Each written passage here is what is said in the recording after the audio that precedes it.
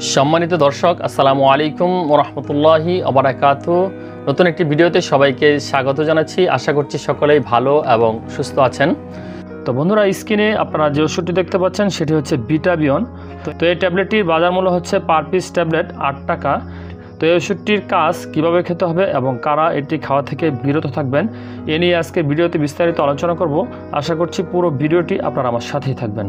তো শুরুতেই চ্যানেলে যারা নতুন সদস্য আছেন তাদেরকে চ্যানেলটি সাবস্ক্রাইব করে পাশে থাকা বেল বাটনটি ক্লিক করে দেওয়ার জন্য উদাত্ত আহ্বান জানাচ্ছি। আর ইতিমধ্যে যারা চ্যানেলটি সাবস্ক্রাইব করেছেন তাদেরকে জানাই অন্তরের অন্তঃস্থল থেকে অসংখ্য ভালোবাসা। তো এই ওষুধটিতে সক্রিয় 3টি উপাদান হচ্ছে থায়ামিন, যাকে ভিটামিন B1 হিসেবে ধরা হয়, এবং পাইরিডক্সিন, যাকে ভিটামিন B6 হিসেবে ধরা হয়, এবং সাইকোবোলামিন ভিটামিন B12 হিসেবে ধরা হয়। তো এই 3টি উপাদানে সমন্বয়ে গঠিত ওষুধ হচ্ছে এটি। এইসব ভিটামিন স্নায়ুতন্ত্রের বিপাকে কোএনজাইম হিসেবে গুরুত্বপূর্ণ ভূমিকা পালন করে এবং স্নায়ু কোষের বিপাককে স্বাভাবিক করে।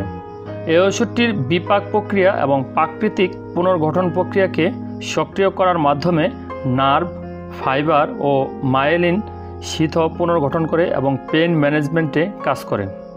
তো এই ট্যাবলেট এবং ইনজেকশন সংশ্লিষ্ট ভিটামিন এর অভাবজনিত রোগে দেওয়া হয়।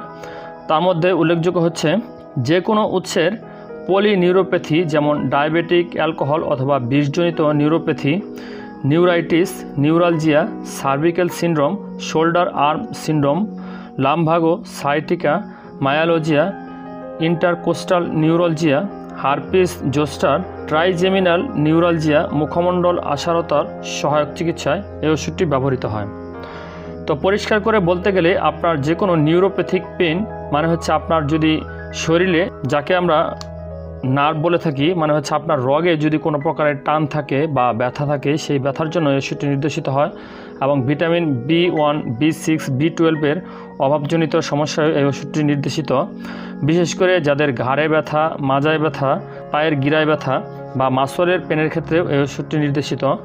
তো সোজা কথা হচ্ছে আপনার শরীরের যে ব্লাড সার্কুলেশন বা আপনার ব্রেনের যে স্বচ্ছতা, সেটি বজায় রাখার ক্ষেত্রে এই ওষুধটি ব্যবহৃত হয়ে থাকে। তো এই ওষুধটি 1 থেকে 3টি ট্যাবলেট প্রতিদিন খেতে হয়, অথবা ডাক্তারের নির্দেশনা মতো আপনাকে এটি সেবন করতে হবে।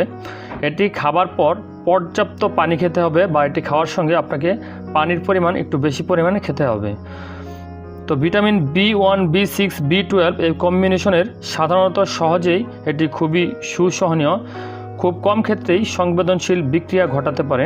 তো গর্ভাবস্থায় গর্ভবতী মহিলাদের জন্য এই ট্যাবলেটটি সম্পূর্ণ নিরাপদ, এবং মাতৃ দুগ্ধদানকালে ট্যাবলেট বা ইনজেকশন মাতৃ দুগ্ধদানকালে নিরাপদ কিনা সেক্ষেত্রে পর্যাপ্ত তথ্য পাওয়া যায়নি। সুতরাং যারা ব্রেস্ট ফিডিং করাচ্ছেন বা বাচ্চাকে বুকের দুধ খাওয়াচ্ছেন তাদের ক্ষেত্রে এই ওষুধটি খাওয়া থেকে বিরত থাকতে হবে, অথবা ডাক্তারের পরামর্শে আপনি এটি সেবন করতে পারেন।